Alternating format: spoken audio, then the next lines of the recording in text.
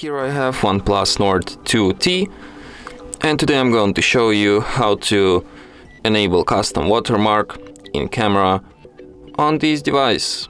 So firstly you have to open camera, tap here, go to its settings, and then go to the watermark.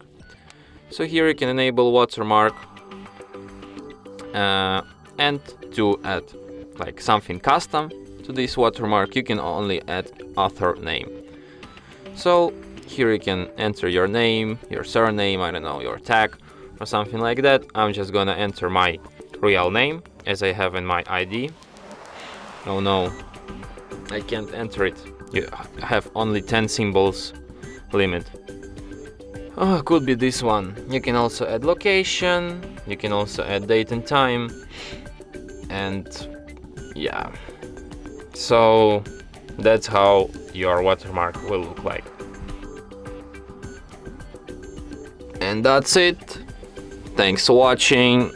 If you find this tutorial useful, don't forget to hit that like button and subscribe to our channel.